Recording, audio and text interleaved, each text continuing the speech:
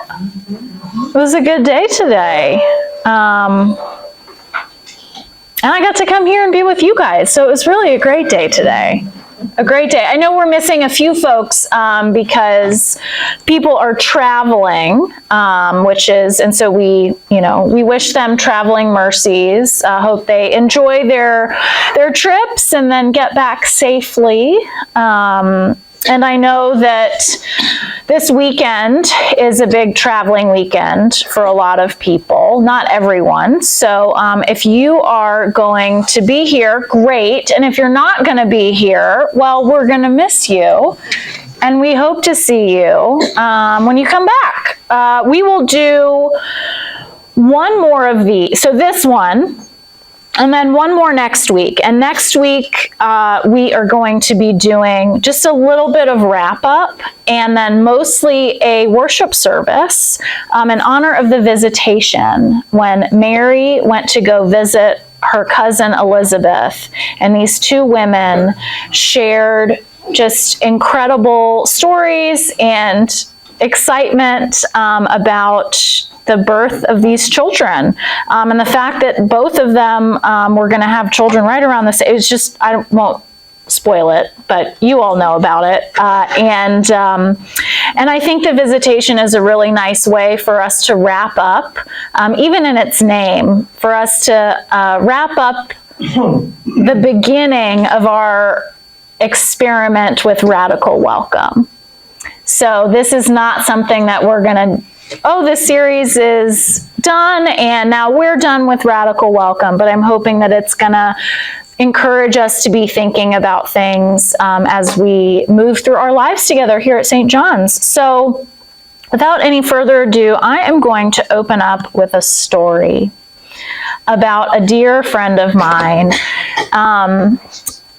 I grew up at an Episcopal church in Atlanta called Holy Trinity. It's in Decatur, Georgia, which is technically in the city of Atlanta. And, well, it's next to the city of Atlanta. And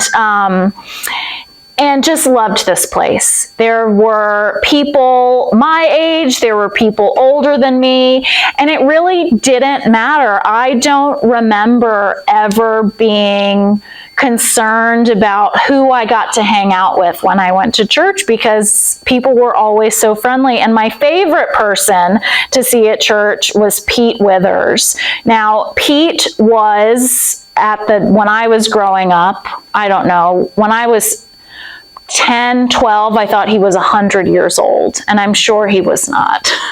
I feel certain that Pete was not 100 years old, but you know how it is when you're young. And he was a verger. I don't know if y'all have experienced vergers before, but this is an old practice, and they basically lead the service. So they're the ones that are making the moves, like the physical moves during the service. Historically, they hold something called a verge, and it was really to get all the livestock and like the chickens and stuff out of the way. As people walked down the center aisle, it was like to get okay, guys, get out of the way here. And I'm sorry about the video.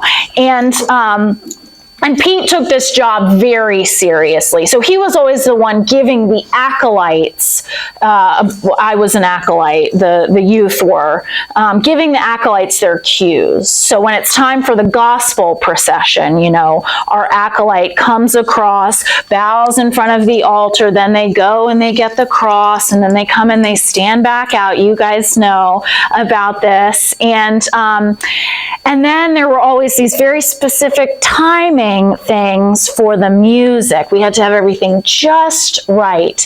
And there was this bell.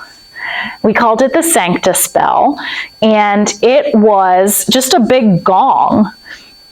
And during communion, the acolytes there were specific highlighted parts of each Eucharistic prayer, and during the Eucharistic prayer, we would hit that gong and really punctuate the service. But it was always so stressful because you're 12 years old and you're trying to listen and you're trying to read along, and Pete is back here saying, do you have it? You good?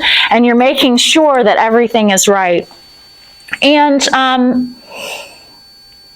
Pete is the person that taught me that I really mattered.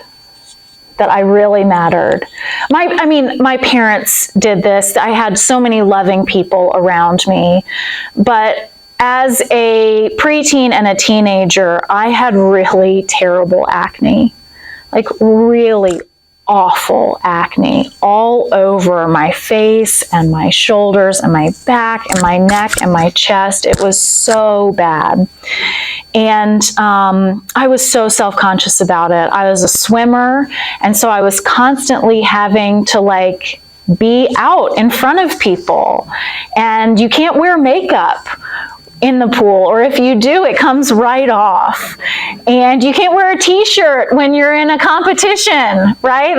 Those slow you down.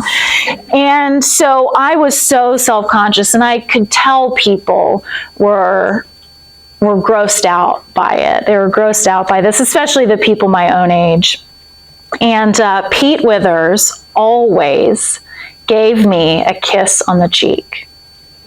He always came up to me and gave me a kiss on the cheek, no matter what was going on with my horrible teenage acne, no matter what my face looked like. He always came and gave me a kiss.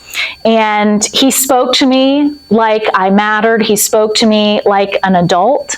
He trusted me with things. He was complimentary, but he wasn't like babying me. He would give me critical feedback as well. And he never once made me feel less than because I was younger than him. When we were at church together and we were serving, yes, he was in charge, but we were like colleagues. We were doing this thing together. And I am so sad that Pete is no longer with us. He, after his beloved wife Sony died, he did not even make it a year because he loved her so much. He just decided he wanted to be with her. And I love Pete for this, because Pete to me is how we can be church and how we can love each other, how we can communicate to people that they matter.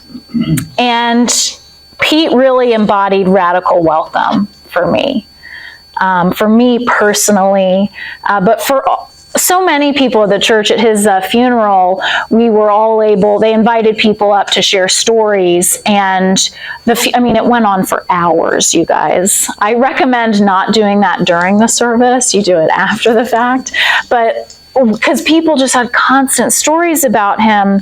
And it wasn't just people his age. It was, I got up and shared a story. Other people my age got up and shared a story. People older than Pete shared a story.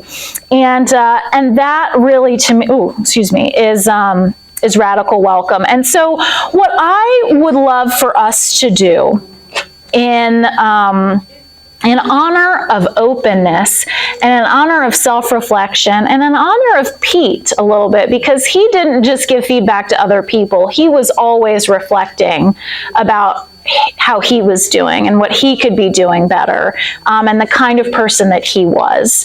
And so I would love for us to take an honest look at St. John's and ourselves and who we are, because when we know who we are and what we're trying to share, it becomes easier and more exciting to share it. And so I've got some of these questions up here that people were very concerned about. Okay, but it's going to be low key, and we're going to break up into small groups to talk about this, because I think that it is easier for people to be in conversation when you know that like the priest isn't listening or expecting. I'm not expecting any certain answers. So what I've done is there's 3 different questions, and I'd love for you guys to tackle these in whatever order you think would be helpful, and you may flow between them. That's totally fine. But the first question that I have is, who is represented at St. John's? in this room, but also on Sunday morning, and also at various other events that you go to. Who is represented here? What ages are represented here? And by represented, I mean not just one person, not just two people. You gotta have at least three regular attendees, okay, for it to be represented. Okay, what ages are represented here? This is not meant to be, like, this is just, who are we? Just taking stock of who we are. It is no big deal. What genders are represented here? What races are represented here? What sexualities are represented here? You may not know about some of this stuff, and that's okay. This is just to get you thinking. Where on the political spectrum are people represented? Physical ability. Maybe we could also put intellectual ability, income level.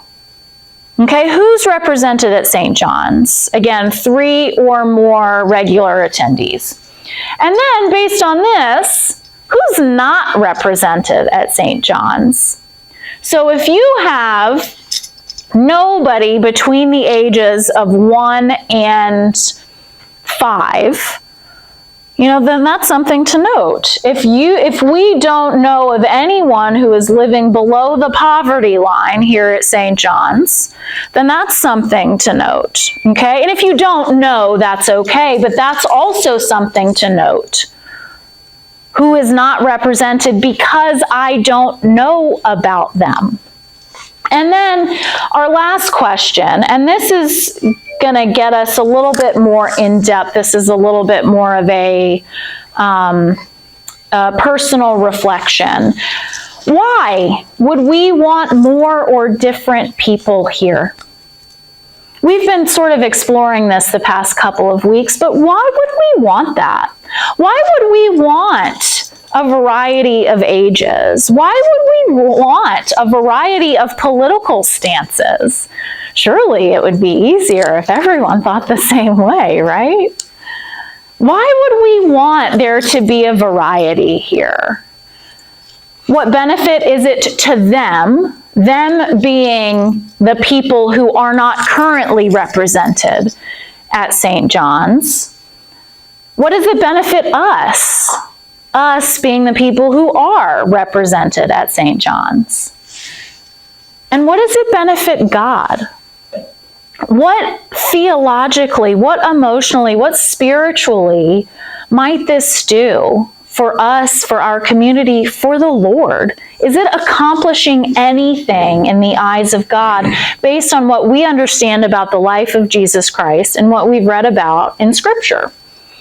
So, the reason these are up here is so you didn't have to remember all of the things that I just said. If you cannot read it, that's totally fine. I can shout it out to you as we go. And you don't need to use this at all, but if anyone wanted to take notes, there are legal pads and little golf pencils. And then afterwards, after we're done in our small groups, I would love to have a discussion about this and to hear what people have said as a way to keep us accountable, as a way of sharing each other's ideas, and as a way of practicing vulnerability. So with that, I invite you to break up into, you guys are actually perfectly broken up into groups right now. Boom, boom, boom. Great. So I'm just going to put these, you do not need to use these. I just brought them in case anyone was interested.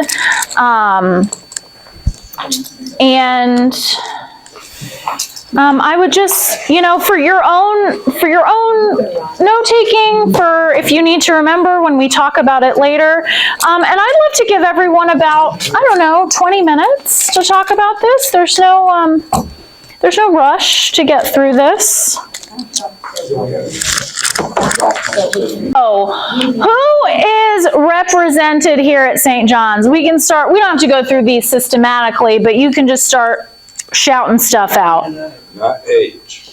Not age. So people who are So it's a pretty narrow. Who is represented here? 65 plus. 65 plus. I can vouch for that, having done our parochial report. We are 95% 65 plus. 95%. 95%. Yep. Well, the good thing is, the longer we are a young 65. That's, and honestly, that's not bad, you guys. That's really great. 65 plus means that, like, y'all all get to be Pete Withers to people, okay? Like, you get to share your love, okay? But this is just something for us to keep in mind. There is nothing wrong with this. This is a really great thing. We're just making notes. Well, I look at it too. A number of us have been here a long time. Right. And we wouldn't stay here if we didn't love St. John. Yes, and that, we're a family. Yes, it speaks volumes that people have been here 20, 30, 40, 50 years. I think that it's truly a family parish, which is so special these days. All right, so we got 65 plus. What about gender? About 50-50. 50-50? Yeah. 50-50 male and female. What about race? Mostly white, right? Right. Minimal diversity. Right. So we're looking at mostly white people. Sexuality. We didn't think we should even know that. Yeah. The political, it's not our place to really know. Sure. So that's fair. But, I mean, just be welcome everybody. Absolutely. But looking around, we see a lot of people who are heterosexual, right? We see a lot of people who are like married, man and woman, right? Who are married. So we've got a lot of, I don't need to write that up there. We know that. But that's something to note. Absolutely, that is one of the things that people feel like is private. But I think we would know if there was a couple, if there were people who identified differently than, say, you or I did. And so that's something for us to keep in mind. Political stance. Conservative? Mostly conservative? Except for the organist. Yeah. What do you say? Except for the organist, he said. Yeah. Well, we decided that this isn't the time or place to discuss politics because there's so many of our feelings around it. Sure. And political stance is unimportant unless, and don't take this wrong. No, it's fine. As long as it never comes from the pulpit. I agree. I am never going to tell you how to vote. Ever. If I do, you come talk to me, or you talk to my husband to make sure that I'm like right in the head. Okay? Because that's not going to happen. That is not my place. That is not my place. And something for us to keep in mind is that politics are a part of our lives, right? As much as you want them to be. Maybe for some people, you really avoid it at all costs. Okay, you don't watch the news, you don't hear about it, you don't talk about it. For some people, you go and you vote and you're paying attention to things. And this is an important part of how you understand your civic life. Now, it's worth us considering if someone finds their politics really important and they want to talk about it, is there a place here for them to do that? Is there a place for them to share how they feel or to listen to others about how they feel? I'm not saying that's the direction that we need to go at all. All I'm saying is that does affect how things happen here. That affects who might be interested in coming here. And maybe that's exactly what we want. But we should be making that conscious decision together. The difference in how your political beliefs are and how you try to, I use the word force it on others. Right. On the TV this morning and last night, Mm-hmm. college professor Okay. in New York, some of the young students had a display Okay. that was, Pro-life. pro-life. Was it okay? And the professor came in and threw it all on the floor, called them some very bad names that I won't repeat here. Thank you. This is being recorded. She's been terminated. Yay. Yeah, I think that is a really important, that's a really important part of, I think, why we're so hesitant to get into this is because we've so lost the ability to have civil discussions with each other about what we think and about how we identify and what we hope for the future. And so I'm not suggesting that we need to get political. I do not want us to get political. And I want people to be able to bring their whole selves to St. John's. And so I am doing my best, and I want to make sure that I communicate this as clearly as possible, that I care about all of you. I care not all of you, but all of the person that you individually are. And I want all of us to keep that in mind, because for some folks, this is really important. For some folks, it's not. As long as we're being civil and we're being respectful and honoring the dignity of every human being, which is in our baptismal covenant. All right, what about physical ability?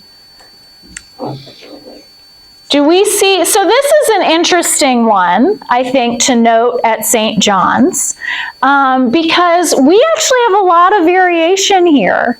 We have a lot of variation in physical ability, and something that I am becoming more and more aware of is when we have these kinds of events, making sure that people can drive home afterwards, making sure that people can access communion, whether they're there in person and just aren't going to come up to the altar or can't come up to the altar, or if we need to go to their home. Physical ability is actually a huge part of how we do church. And so keeping that in mind, and if there are improvements that you see, we're not in problem solving mode right this second, but if you do see an immediate thing like, hey, that step is really a problem, let me know. Let me know. Income level, did we get here at all? Sorry. Oh, go ahead. A copy. So physical ability, Yeah. because I had a personal experience with that, Yeah. is the choir loft. And so, Mm-hmm. yeah, my stepdad, beautiful voice, sang in Williamsburg, but because of the Yeah. steps, he did it once or twice, but it just was too much for It's too much We've lost several choir members. Yeah. because of the loft. Yeah. Yep. They used to say, I'm from, we came to St. John's. Yeah. They try, but it's almost physically impossible to do anything about those steps. Yeah. Right. They're not problem solving, but I just We tried to do something about them for a long time. Right.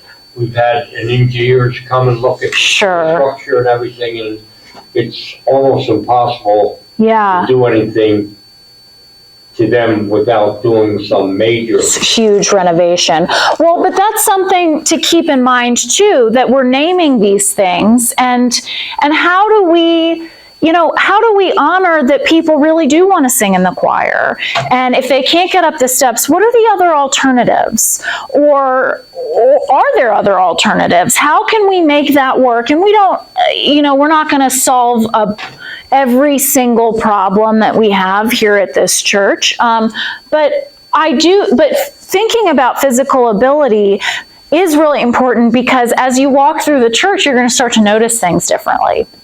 Right? You're going to start to see things like, there's a step there, and there's a step there, or that's really steep, or there's a reason that we have everything on one level. Anyway, this is something that is getting talked about more and more in worship and in churches. The standing up and the sitting down and the kneeling and all of this can be really taxing on people. So, income level, did we get here? No. Yeah, we did, we talked about it a little bit. Yeah. I think we're probably on the higher end. Yeah. Does everyone agree with that? Yeah, we talked about it more in terms of Chesterfield County, our neighborhood, where are we at? Sure. There are folks that are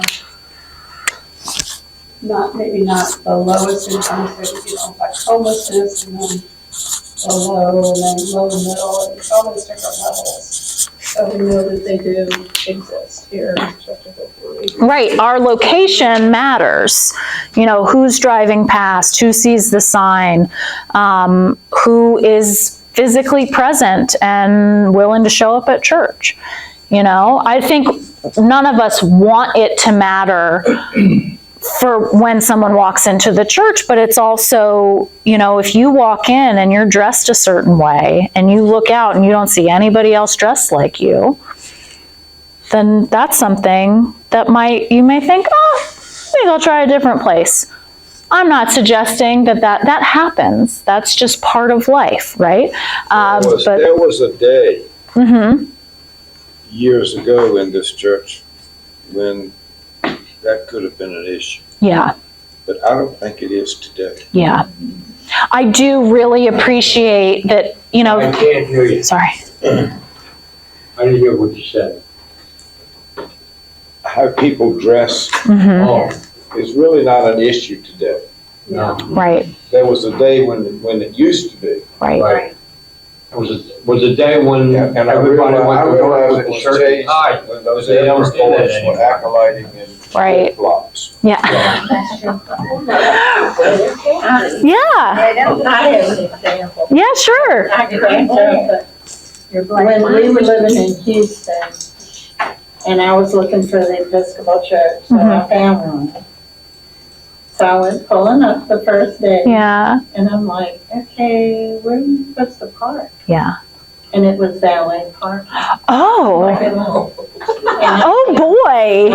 My jaw kind of dropped, and I was like, and it was in a nice neighborhood of yeah. Houston. And I was like, I don't know what to do, and I don't know whether I want to go in there.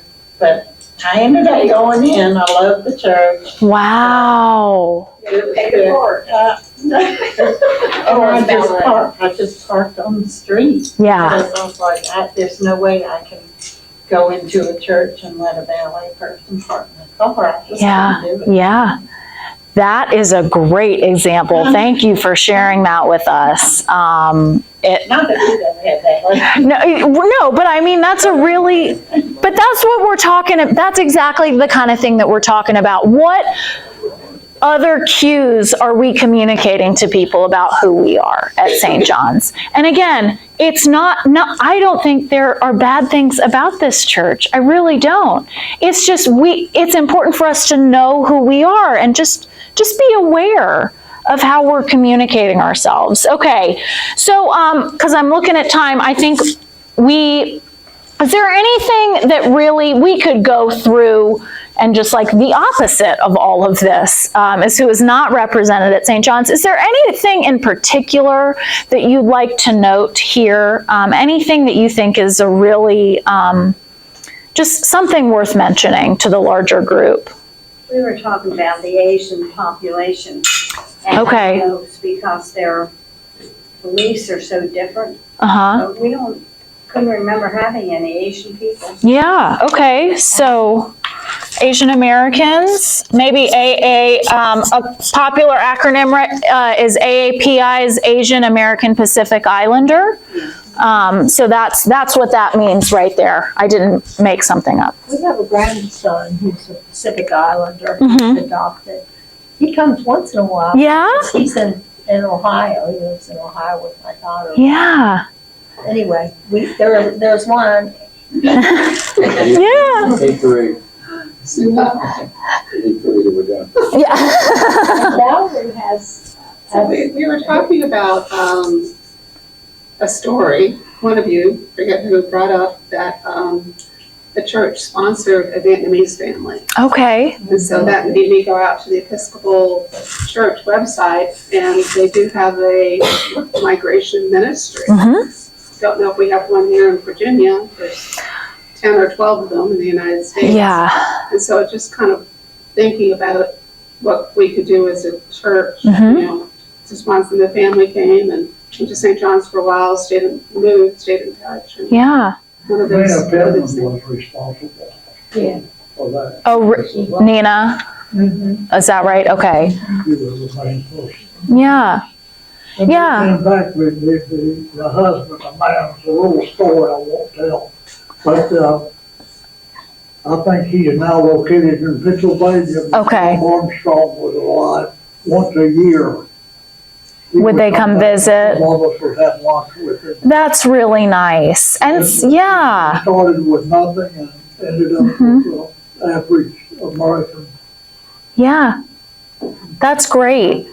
That's really great. And also thinking too about how typically, or not typically, it can be easy, and I will just speak for myself in this, it can be easy for me to fall into the trap, and this is a flaw on my part, to think about including people of different ages and races and genders, including minorities, as outreach, as opposed to just creating a space where people feel welcome. And so that's something that I always have to keep in mind, that like people of color, minorities are not just people who need help. And that takes us to why we would even be talking about this. What does it benefit people? You can think about it, them, people who are not represented. You can think about us. What does it benefit people to have different voices and different experiences represented here in our St. John's Church community? There's no right or wrong answer. It's called learning. Yeah. Yes. You learn from other people and their Right. experiences, their faith, yeah. Right. Exactly. Sharing, it's important to share with others too. I'm going to tell you guys a secret. That's why I ask you guys to tell me like what you think. If I ask you like, hey, what'd you think about the iceberg sermon? Like I'm learning from you. I'm getting better because you're sharing with me about your experience. I just had an email exchange with someone who she said something and put something into words that I had never seen put so succinctly. And it just hit me in this really profound way, and I've been thinking about it ever since. And that's the gift of being with people and sharing our cultures and our values and all our belief systems, is that we can grow, certainly. And then, does it benefit God at all? Is there any theological basis for this? I hope so. I mean, spoiler, I hope so. So we're God's human family, and I got that quote from Bishop Curry. Yes. This is the same church thing. Yes, nice. About Yes. that physical covenant, Mhm. Yeah. fulfilling that. Yeah. Can I say one thing? Please. I mean, I don't cross and not been long-term members, but I would say that St. John's is such a loving church and Yeah. family. Yeah. All the things that members do for others. Yeah. You know, if they need a ride, if they need to go to the doctor, you know, just helping. Yeah. They just call someone and they say, sure, I'll do it. And I was telling my group, I said, I feel like if I had an emergency, say Carlton and I had an emergency, I could call anyone, you know, a number of people, and I'm sure that they would say what you need, Right. you know? Yes. So I think it's a very loving, I think we have a very loving church. I couldn't agree more. And I personally believe that that love does good in the world, not just for the people here, but good begets good, love begets love. And as we share that with people, as we share that with each other, that is living into God's vision for the human family. That is living into our baptismal covenant. And we're just inching ever closer to the kingdom when we love the way that we know how to love. And I think that's really, that's such a beautiful reflection, Mary. It is. It is. Yeah. Comment on your boy last. Yeah.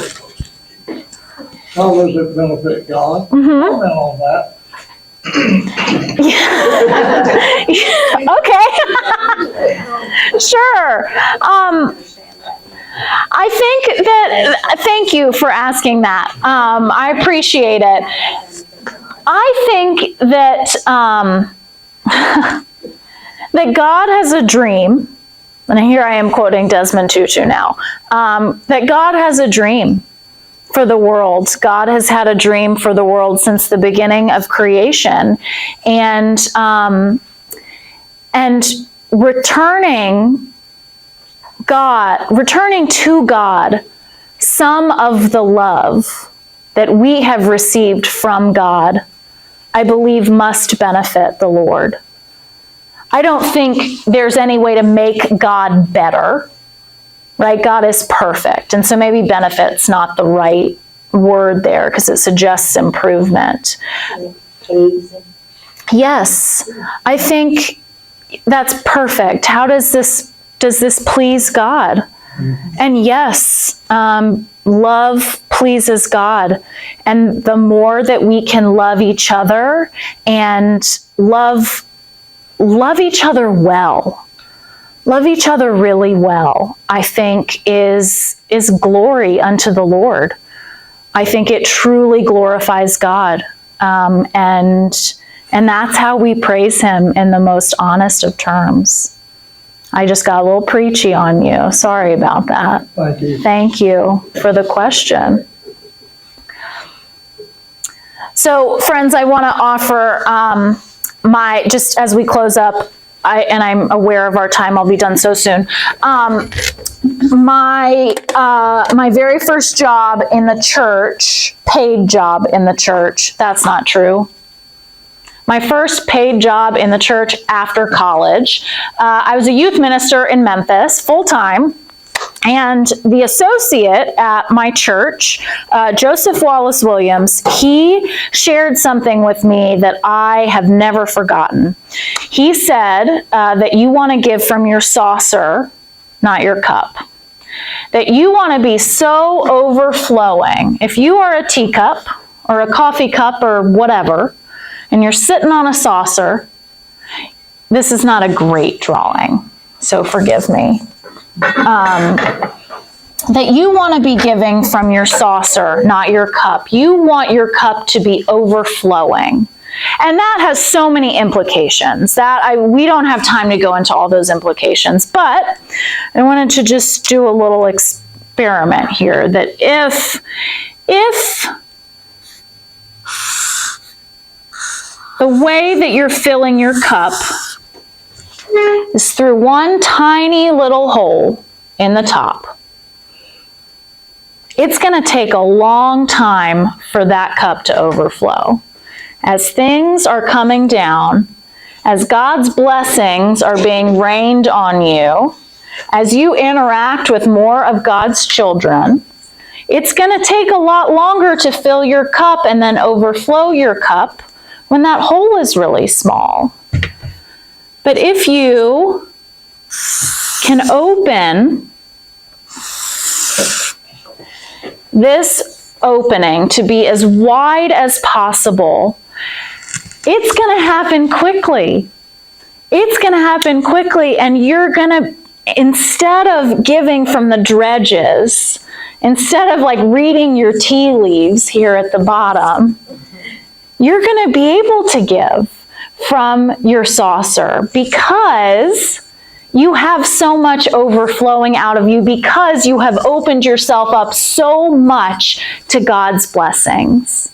That is the illustration that I offered to you sort of in light of this, that, that interacting with more of God's people is, I think, one of the best ways to open ourselves up to God's blessings. And you guys are doing such a good job of that. I'm so impressed by it. I'll stop talking. I know we have to go. But thank you. You guys are already teaching me so much. And I'm just excited to continue on this journey with you guys. So with that, Thank you. do we want to, thank you. Do we want to stand up and say the Lord's Prayer together? Oh, I wonder if standing is not okay, then that's all right. David, do you want to say the Lord's Prayer with us? Yeah, come on.